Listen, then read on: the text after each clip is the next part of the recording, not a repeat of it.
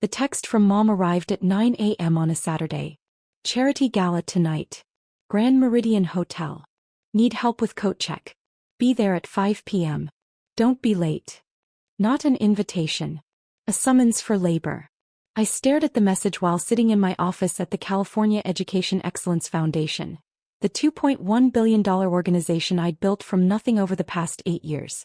My office had floor-to-ceiling windows overlooking downtown Los Angeles.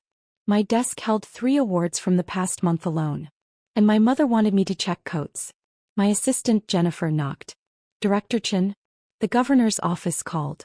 He wants to confirm your attendance at tonight's gala. I looked up. Which gala? The education fundraiser at the Grand Meridian. He's giving the keynote. Wants to personally thank you for the Foundation's partnership on the literacy initiative. Of course. Mom's charity gala was the same event where Governor Martinez was announcing our joint $500 million literacy program. The program I'd spent 6 months designing. The program that would provide books and tutoring to 200,000 underserved children across California. Tell the governor's office I'll be there, I said. Jennifer hesitated. Are you okay? You look troubled. Just family stuff. Anything I can help with? Not unless you want to check coats at a charity gala. She laughed, thinking I was joking. I wasn't. I was born Amy Chin, second daughter to Richard and Susan Chin. My older sister Michelle was everything they wanted. Obedient, conventional, married to a dentist at 24, producing grandchildren on schedule. I was everything they feared. Opinionated, ambitious, unmarried at 36, childless by choice. Mom introduced Michelle as my successful daughter. Me she introduced as my other daughter, or sometimes just Amy. The pattern started early. Michelle got piano lessons. I got told that one child in lessons was enough. Michelle got a car for her 16th birthday. I got a lecture about earning my own money. Michelle's college was fully funded. I got loans and 3 part-time jobs. You're so independent, Mom would say, like it was a character trait instead of abandonment. When I graduated from Stanford with a degree in public policy, Dad's response was, "That's nice. Michelle just had her second baby." When I got my master's in education administration from Harvard, Mom said, "How much debt do you have now?" Michelle's husband just bought her a new house. When I became the youngest director in California's Department of Education at 28, they asked if I got health insurance. When I left to start the California Education Excellence Foundation with a $50 million grant from a tech billionaire, Mom said, "Nonprofits don't make real money. When are you going to get a stable job?" The foundation grew. Year 1, $50 million budget. Year 2, $200 million. Year 3, $500 million. Last year, $2.1 billion in managed assets and programs. We funded 3,000 schools. Trained 15,000 teachers. Provided scholarships to 50,000 students. Built literacy programs in 200 districts. Our work had been featured in the New York Times, Wall Street Journal, and Education Weekly.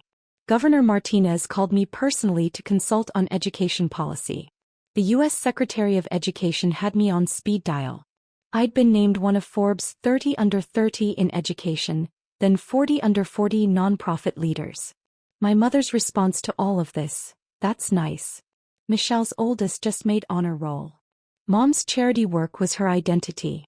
She sat on the board of the Women's Philanthropic Society of Greater Los Angeles, a group of wealthy women who threw galas, took photos, and donated just enough money to get their names on plaques. Her proudest achievement was being named Volunteer of the Year, 3 years running. Never mind that her volunteering consisted of planning parties and making phone calls. Never mind that the actual work, grant writing, program development, impact assessment, was done by paid staff she never acknowledged. Mom lived for the galas, the dresses, the photos in the society pages, the validation from other wealthy women. Michelle was her perfect accessory. Beautiful, married, appropriately humble about her dentist husband's success. I was the embarrassment. Unmarried. Too educated. Too accomplished in ways that made Mom uncomfortable. "You intimidate people," she told me once.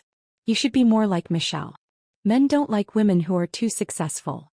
"I'm not trying to attract men who are intimidated by success," I'd replied. "That's why you're alone." I wasn't alone. I was selective. There's a difference. The text came with 3 follow-ups. Wear something appropriate. Nothing too flashy. We need someone reliable at coat check. You're good at that kind of work. Governor Martinez will be there. Don't embarrass the family. I almost didn't go. Almost sent a polite refusal and let Mom scramble. But Governor Martinez was counting on me being there. We'd planned the announcement together. The literacy initiative was my project. My design, my implementation strategy, my team's work. I arrived at the Grand Meridian at 4:45 p.m. Early because years of family training had taught me that being late gave them ammunition. The ballroom was spectacular. Crystal chandeliers. Tables set with gold-rimmed china. A stage with professional lighting and the state seal. Mom was near the entrance directing staff like a general commanding troops. She saw me and frowned. You're early. You said 5. I meant arrive at 5 to start working. Setup was at 4. She thrust a black apron at me. Coat check is through those doors. Jane will show you what to do. Mom, I need to talk to you about tonight. Not now. I'm busy. Just do your job and try not to draw attention to yourself. Very important people are coming. She walked away before I could respond. I stood there holding the apron. Looked at it.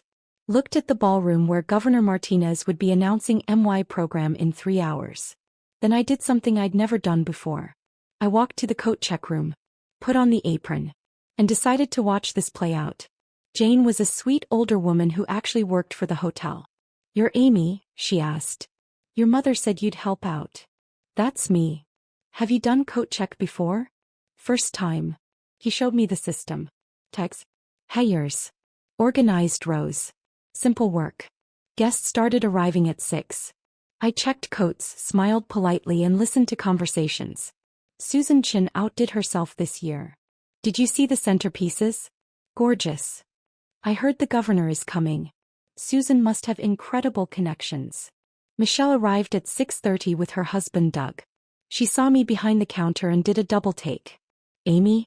What are you doing here? Checking coats. Mom has you working the gala? Apparently I'm good at this kind of work. Doug handed me his coat. Looked uncomfortable. That's nice of you to help. Michelle leaned in. Are you okay? This is kind of embarrassing. For who? For you. Everyone can see you working like staff. I am staff tonight. Mom's orders. She looked like she wanted to say something else but settled for, well, try to stay out of sight. Important people are here. They walked away. More guests arrived. Society women in designer gowns. Their husbands in custom tuxedos. Everyone eager to be seen. I recognized several faces. A tech CEO whose company donated $10 million to my foundation. A state senator who'd co-sponsored education bills I'd drafted. A university president who sat on my advisory board. None of them recognized me. Not in a black apron behind a coat check counter. At 7:15 Mom appeared. How's it going? Fine. Good. Stay here during dinner. Someone needs to watch the coats. I'll have staff bring you a plate. Mom. Amy, please. Don't make this difficult. Just do what I asked. She looked at me critically. And you might want to fix your hair. You look sloppy. My hair was in a professional bun. The same style I'd worn to meetings with the governor, the U.S. Secretary of Education, and the board of directors of my $2.1 billion foundation. But to my mother it was sloppy. She left. I stayed. At 7:30 I heard the MC welcome everyone to dinner. At 8 o'clock I heard the speeches begin. At 8:15 Jane came back. You should take a break. I can watch things. It's fine. I'm good. Sweetie, you don't have to do this. You're clearly not regular staff. I can tell. How? The way you stand. The way you talk. You're educated.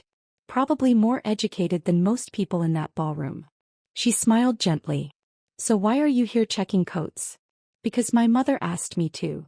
And you always do what your mother asks? Tonight I do. She patted my hand. Family is complicated. You have no idea. At 8:30 I heard Governor Martinez begin his speech. His voice carried through the ballroom doors, warm, authoritative, genuine. Thank you all for being here tonight. Education is the foundation of opportunity. And events like this show what our community can accomplish when we come together. Applause. Tonight I want to talk about a program that will change lives. The California Literacy Initiative. Starting this fall, we will provide books, tutoring, and resources to 200,000 underserved children across our state. More applause. This program represents a $500 million investment. Half from state funds, half from private partnership. And I need to acknowledge the person who made this possible. I straightened. Felt my heart rate increase. Director Amy Chin runs the California Education Excellence Foundation, the largest education nonprofit in our state. Her foundation manages $2.1 billion in programs and services. She designed this literacy initiative from the ground up. 6 months of research. Hundreds of hours of planning. And today it becomes reality. The applause was louder now. Amy, where are you? Stand up so everyone can see who's changing California education. I stood frozen in the coat check room. The ballroom went quiet. I could picture them looking around. Searching. Mom's voice panicked. She's not here. She couldn't make it. Governor Martinez. That's strange. Her office confirmed she was attending. Is she here, Susan? Pause. Then Mom voice tight. She's helping with coats. Silence. The kind that precedes earthquakes. Governor Martinez. I'm sorry, helping with what? Coat check. She volunteered to work coat check. I heard his footsteps. Coming toward the coat room. Jane looked at me with wide eyes. Honey, I think you need to go out there. In a minute. The doors opened. Governor Martinez stood there in his tuxedo looking confused. Then he saw me. His face went from confused to shocked to absolutely furious. Amy? What are you doing back here? Checking coats, Governor. In an apron? Behind a counter. He looked at Jane. Is this a joke? No joke, I said. My mother asked me to help with coats. So I'm helping with coats. He stared at me. Then at the apron. Then back at me. Take that off. Right now. Governor. Amy, you run a $2.1 billion foundation. You designed the program I just announced. You've been named one of the most influential education leaders in America. And you're checking coats. My mother thought. I don't care what your mother thought. Take off that apron and come with me. I untied the apron. Handed it to Jane, who looked like she was watching a movie. Governor Martinez offered his arm. Let's go introduce you properly. We walked into the ballroom together. The ballroom was packed. 400 people in formal wear, all turning to look at us. Governor Martinez led me to the stage. Didn't let go of my arm. Looked genuinely angry. Ladies and gentlemen, I need to address something. When I asked Director Chin to stand, I was told she was helping with coat check. He paused for effect. Let me be very clear. Amy Chin is not staff. She is not a volunteer. She is the director of the California Education Excellence Foundation. She manages more money than most corporations. She impacts more lives than most elected officials. And she should never, ever be checking coats at an event celebrating work she accomplished. The silence was absolute. Mom was 3 tables from the stage. Her face had gone from pink to white to gray. The champagne glass in her hand was trembling. Governor Martinez continued. Amy, would you like to say a few words about the literacy initiative? I stepped to the microphone. Looked out at the crowd. Found the tech CEO who donated to my foundation. The senator who co-sponsored my bills. The university president on my advisory board. All of them were staring at me like they'd seen a ghost. Thank you, Governor Martinez, I said, my voice steady. Professional. The same voice I used in boardrooms and congressional hearings. The California Literacy Initiative represents 2 years of research and 6 months of intensive planning. My team at the Education Excellence Foundation studied literacy rates in 500 districts. We identified the barriers to reading success. We designed an intervention that provides not just books, but trained tutors, parent engagement programs, and ongoing assessment. I clicked through slides on the screen behind me. Data. Charts. Impact projections. In year 1, we expect to serve 50,000 children. By year 3, 200,000. Our goal is simple. Every child in California reading at grade level by 3rd grade. Because literacy is the gateway to every other opportunity. I spoke for 10 minutes. Detailed the program structure. Answered questions from the audience. The tech CEO raised his hand. Director Chen, I've been funding your work for 3 years. I had no idea you were here tonight. Why didn't you say something? I was checking coats, I said simply. Uncomfortable laughter rippled through the room. The university president stood. Amy, I've served on your advisory board for 2 years. You've been featured in every major education publication. How did we not know you were Susan Chen's daughter? My mother and I don't often discuss my work. Mom made a small sound. Almost a whimper. Governor Martinez took the microphone back. I think we've learned something important tonight. Success doesn't always look the way we expect. And we should never make assumptions about who people are based on where we find them. He looked directly at my mother. Susan, perhaps we should talk after the gala. It wasn't a suggestion. Mom's champagne glass slipped from her fingers. Hit the table. Shattered. Glass and champagne everywhere. Everyone turned to look. Michelle jumped up to help. Mom just sat there staring at me on stage. After the speech, I was surrounded. The tech CEO wanted to discuss expanding our partnership. The senator asked about education bills pending in the legislature. A dozen foundation directors wanted meetings. I smiled. Networked. Pretended this was a normal Friday night instead of the complete destruction of my mother's carefully constructed image. Michelle appeared at my elbow. Amy, can we talk? I'm kind of busy. Please. Just 5 minutes. We stepped into a quiet hallway. Michelle looked shaken. I had no idea. About your foundation. About the governor. About any of it. I've told you. Multiple times. You never asked for details. You said you worked in education. I thought you meant like a teacher. Or an administrator. I run the largest education nonprofit in California. I've mentioned it at every family dinner for 8 years. But you never said it was worth billions. You never said you knew the governor. You made it sound small. I didn't make it sound like anything. I told you what I do. You assumed it wasn't important because Mom told you it wasn't important. Michelle's eyes filled with tears. She had you checking coats. At your own gala. For your own program. She didn't know it was my program. She doesn't pay attention to my work. How could she not know? How could we not know? I looked at my sister, really looked at her. Saw someone who'd never had to fight for recognition. Who'd been celebrated for the simple act of existing in the way our parents approved. Because you never asked, I said quietly. None of you ever asked what I actually do. You just assumed that because I'm not married, don't have kids and work in nonprofit, I must be unsuccessful. That's not fair. Isn't it? When was the last time you asked about my work? She opened her mouth. Closed it. Couldn't answer. That's what I thought. I want to know now. Why? Because the governor validated me? Because important people recognized me? Would you care if I was still in that coat room? That's not. Michelle, I love you. But you've spent our entire lives being the daughter they wanted while I was the daughter they tolerated. Tonight doesn't change that. It just made it visible. I walked away before she could respond. Mom found me near the bar. Her makeup was smudged. Her hands shaking. We need to talk.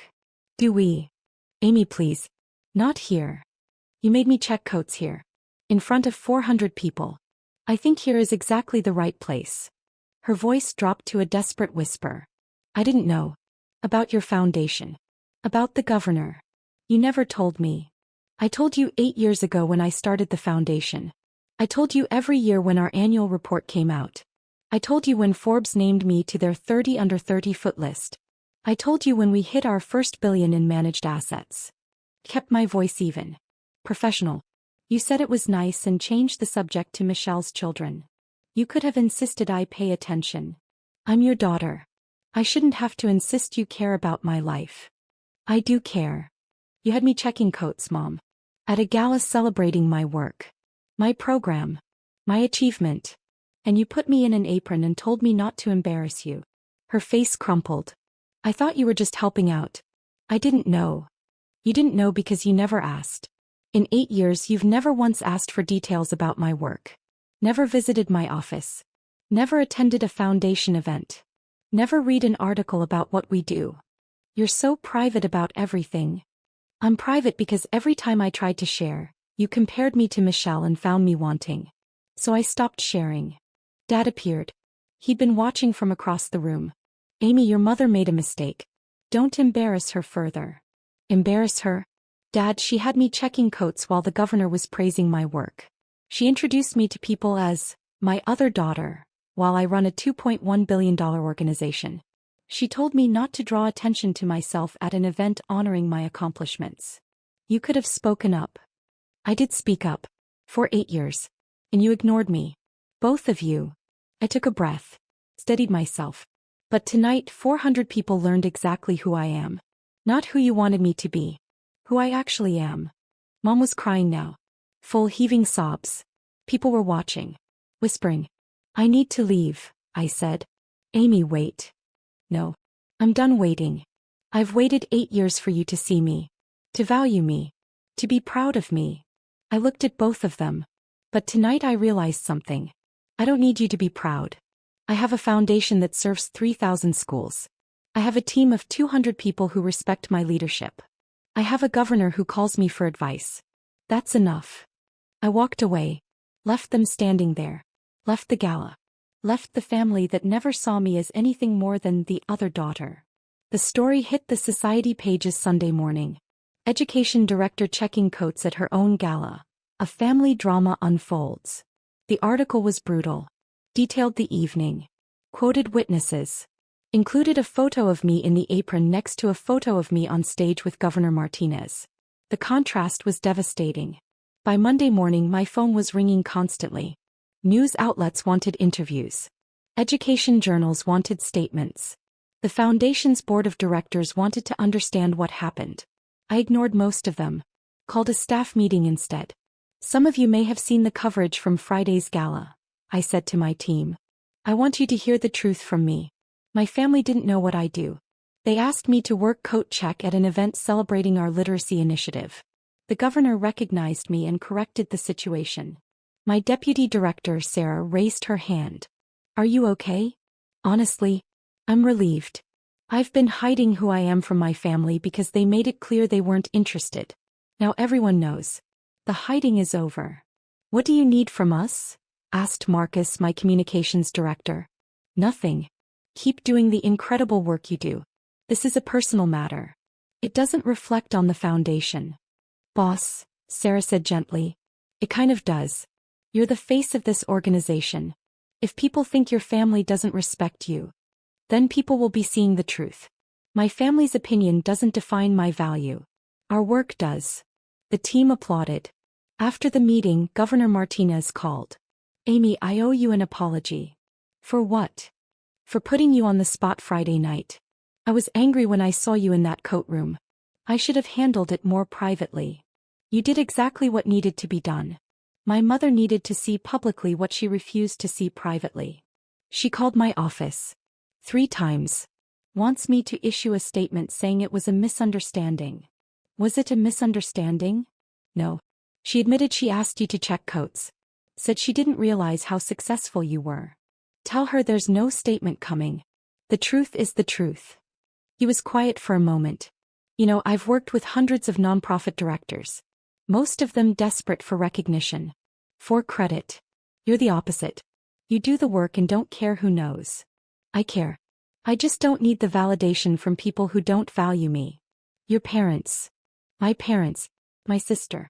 Anyone who judges success by conventional metrics instead of actual impact. Well, for what it's worth, you have my respect. And my support. Whatever you need for the foundation. Thank you, Governor. After we hung up, I sat in my office. Looked at the wall of awards. The photos with dignitaries and donors. The framed articles about our programs. None of it mattered to my family until it embarrassed them. And somehow that was freeing. Michelle showed up at my office Tuesday afternoon. Security called. Director Chin, you have a visitor. Michelle Chin. Says she's your sister. Send her up. Michelle looked nervous. Out of place in her suburban mom outfit among my staff in business attire. This is impressive, she said, looking around. Your office. Your staff. Everything. Thank you. Can we talk? We went into my private office. I didn't offer her a seat. Didn't offer coffee. Just waited. I've been reading about your work, she said. All weekend. The articles. The awards. The programs you've built. Okay. Amy, why didn't you tell us? Really tell us? I did tell you. You didn't listen. But you could have made us listen. Could have shown us articles. Brought us to events. Michelle, I sent you our annual reports. Every year. Did you read them? Silence. I invited you to our 5-year anniversary gala. You said you had a PTA meeting. I don't remember that. I do. Because it was the last time I invited you to anything. She sat down without invitation. Mom is devastated. Good.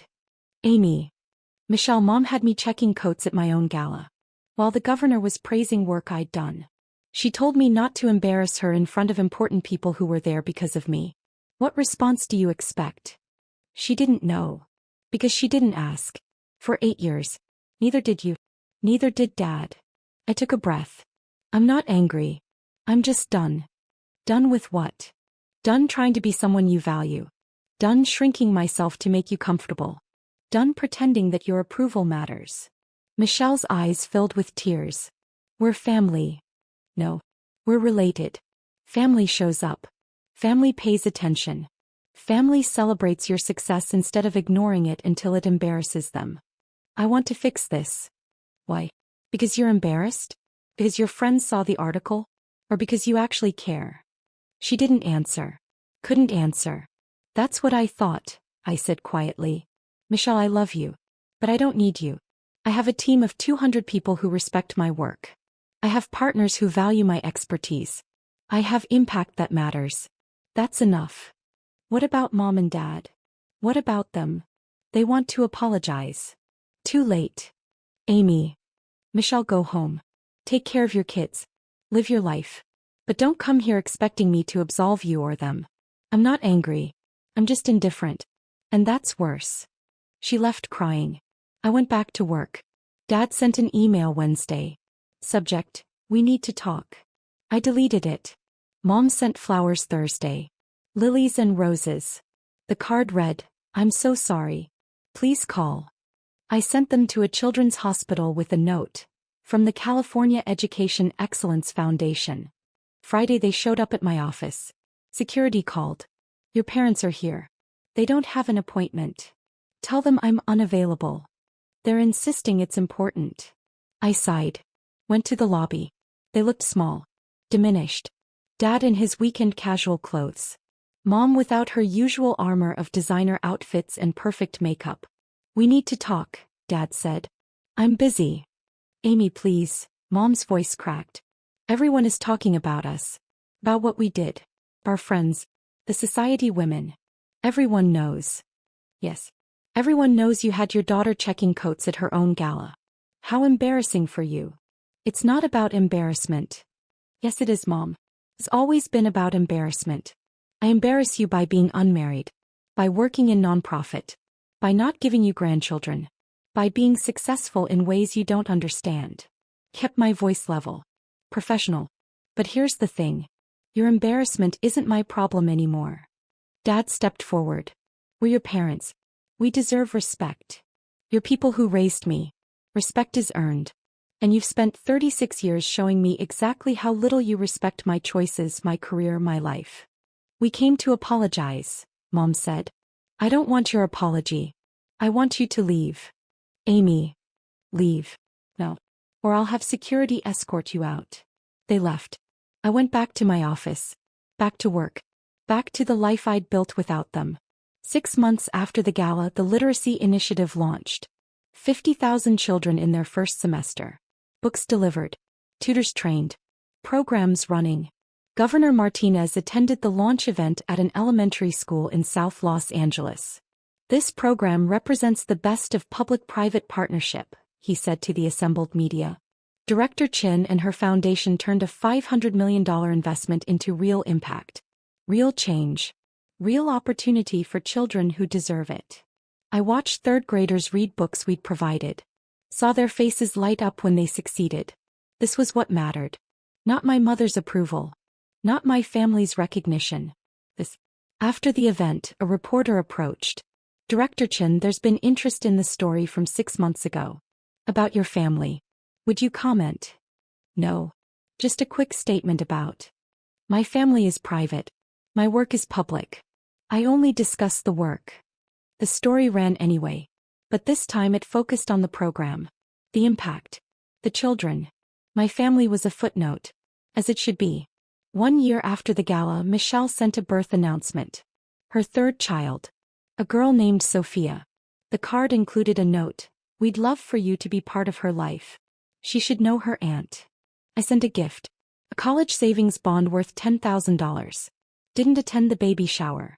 Didn't visit the hospital. Didn't respond to the invitation to talk things through. Mom sent a Christmas card. Photo of Michelle's family on the front. No mention of me inside. I sent it back with a note. You have one daughter. Make sure she knows she's appreciated. Dad called on my birthday. I let it go to voicemail. His message, Amy, it's Dad. Happy birthday. We miss you. Your mother wants to talk. Call us back. I deleted it. 2 years after the gala, the foundation hit $3 billion in managed programs. Forbes named me one of the most powerful women in nonprofit leadership. The article detailed my work, my impact, my vision for education reform. It mentioned my family once. Chin prefers to keep her personal life private, focusing instead on the work that has transformed California's education landscape. Perfect. 3 years after the gala that changed everything, I testified before Congress on education funding. My testimony was carried on C-SPAN. The New York Times quoted my recommendations. The Secretary of Education called afterward to discuss implementation. I was having dinner with my team when my phone buzzed. A text from an unknown number. This is Michelle. I saw you on C-SPAN. I'm proud of you. I stared at it for a long moment. Sarah noticed. Everything okay? Just family stuff. The family that didn't recognize you? The same. What do you want to do? I deleted the text. Put my phone away. Nothing. I want to do nothing. Because they don't get to be proud now. They didn't earn that right. That's cold. That's honest. Marcus raised his glass. To Director Chin, who built an empire without family support. Which makes it even more impressive. To Amy, the team echoed. We toasted, laughed, celebrated another successful quarter, another program launch, another year of impact. Later Sarah pulled me aside. Do you ever regret it? Cutting them off? No. Because I learned something important. You can't force people to see you. You can't make them value you. You can only build a life where their opinion doesn't matter. And you did. I did. That night I went home to my house in Pasadena. 3 bedrooms. An office with a view. Bookshelves full of education research and policy analysis. No photos of my family. Just photos with my team, with Governor Martinez, with the teachers and students whose lives our programs touched. This was family. The people who chose me. Who valued me. Who showed up. My phone buzzed. Another text from Michelle. Can we talk? Please. I blocked the number. Poured a glass of wine. Sat on my balcony overlooking the city. And felt absolutely nothing about the family who'd spent years making me feel invisible. Because the truth was simple. They'd had their chance. Thousands of chances. 36 years of chances. And they'd chosen consistently to see me as less than I was. So I'd built a life where their vision didn't matter. Where my work spoke louder than their dismissal. Where my impact overshadowed their indifference. I was Director Amy Chin. Leader of a $3 billion foundation. Advisor to governors and secretaries. Voice for educational equity. Change maker for hundreds of thousands of children. And if my mother wanted to remember me as the daughter who checked coats, let her. The rest of the world knew the truth. And the rest of the world was all that mattered now. 5 years after the gala, I received an award from the President of the United States. The National Medal for Education Achievement. Given to civilians who make extraordinary contributions to American education. I was 39 years old. The ceremony was at the White House. I brought my team. My board of directors. Governor Martinez. Sarah. Marcus. Jennifer. The people who'd built the foundation with me. Michelle sent a message through LinkedIn. Congratulations. We'd love to attend the ceremony. I didn't respond. Mom sent a letter to my office. I've been following your career. I'm so proud. Can we reconcile? I filed it. Didn't respond. At the White House, the president placed the medal around my neck. Director Chin has transformed education in America, she said. Her foundation serves over 1 million students annually. Her programs have been replicated in 43 states. Her vision for educational equity is reshaping how we think about opportunity. She represents the best of American innovation and compassion. The room applauded. Cameras flashed.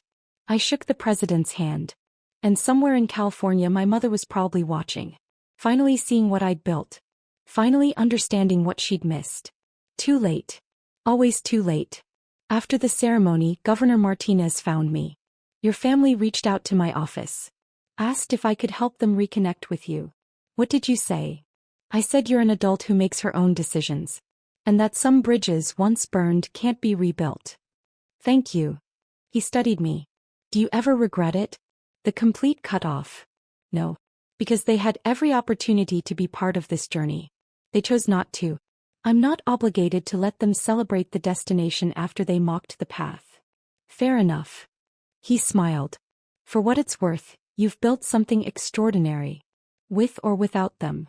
That's the point, isn't it? It was always without them. They just didn't realize it until it was too late. That night, my team celebrated at a restaurant near the White House. We toasted. Told stories. Planned the next 5 years of programs. Sarah raised her glass one final time. To Director Chin. Who proved that family is who shows up, not who shares your blood. To Amy, everyone echoed. I looked around the table. At the faces of people who'd built this with me. Who valued me. Who showed up every day to change lives. This was family. This was everything. And the family who'd made me check coats at my own gala 5 years ago? They were strangers now. Strangers who'd missed everything that mattered. Strangers who'd spend the rest of their lives explaining to people why they weren't at the White House ceremony. Why they weren't in the photos. Why Director Amy Chin, Presidential Medal recipient, never mentioned them in interviews. And I never thought about them at all. Because indifference, I'd learned, was the ultimate power reversal. Not anger. Not revenge. Not even forgiveness. Just the complete and total absence of caring about their opinion. They'd made me invisible for 36 years. So I'd made them irrelevant. Forever.